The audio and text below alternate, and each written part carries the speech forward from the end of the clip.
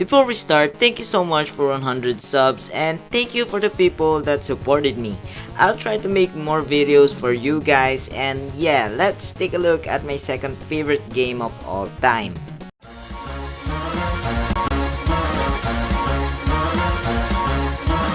Retro City Rampage was years in the making for Brian Provinciano and a small team through his studio with Blank Entertainment, but came up against bumps in the road. It eventually made its way to WiiWare, and in time Retro City Rampage DX arrived on PC, consoles, and the 3DS eShop as an enhanced version of what was an excellent game.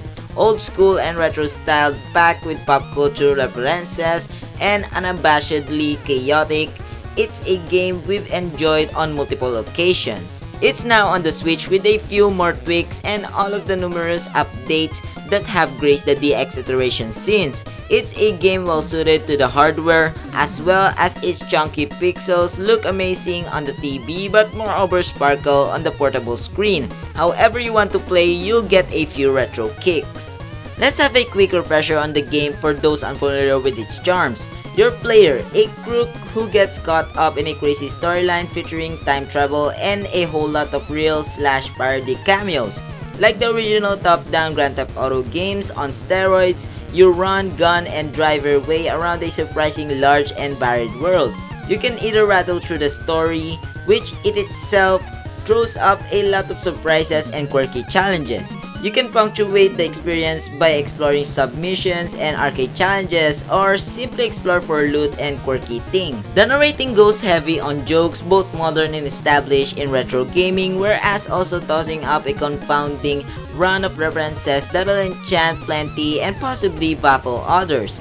It's clever whether you get the gestures or not, but for those with involvement of old school gaming and indeed the nature of indie game publishing of 5 to 7 years back, which is relentlessly attacked, it'll have more prominent impact. Maybe the funniness is of its time to a degree, but we still got the same kicks out of it as on Wii and 3DS. In terms of gameplay though, Nintendo gamers finally get the most controllable and flexible version possible. On 3DS, improved shooting and aiming was a feature, but having two analog sticks as opposed to a circle pad and C-stick brings it in line with PC and console versions.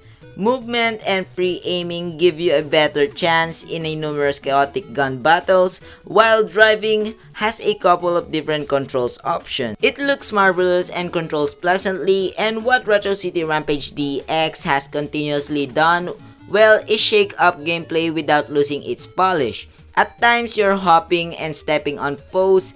On other events, you're in a deathmatch against numerous gun-wielding enemies. You'll be on a driving journey, a jokey follow mission, and more besides. In riffing on retro games, it too keeps things interesting with a few fun surprises late on in particular. Retro City Rampage DX offers a wild ride then, but there's plenty to discover either in the process of a story playthrough or afterwards when given free reign in the city. In addition to all the fast-paced arcade-style missions, you can get new hairstyles, disguises, and even find small arcade games that recreates other indie games. It's a title pack with things to do, and even the new Game Plus mode is a little off the wall. For a few, the DX iteration took the edge off the cruel challenge of the WiiWare original because it represents tips, whereas helping players with checkpoints and a need of genuine result to dying.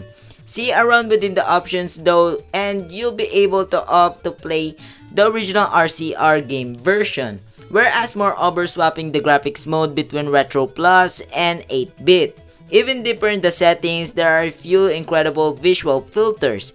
TV simulation mode has optional borders like Arcade Cabinet, the Super Game Boy inspired Super Video Brick, and more.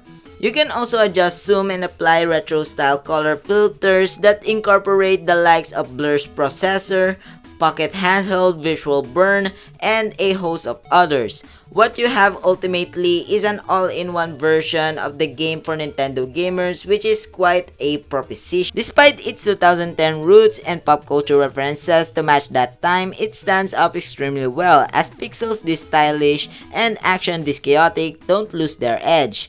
Retro City Rampage DX is still an anarchic, almost overloaded game that bombards the senses while at the same time maintaining impressive polish in its gameplay. Whether you're playing it for the crazy story, excessive retro-style violence, or a mix of both, it still has the goods. And that's why I really like this game. It's my second favorite. And guys, that's it. If you guys like the video, leave a like. Let me know what you think of the video. And as always, I hope you enjoy. Thank you so much for 100 subscribers. I will continue making more videos for you guys. And yeah, see you guys on the next video. Goodbye.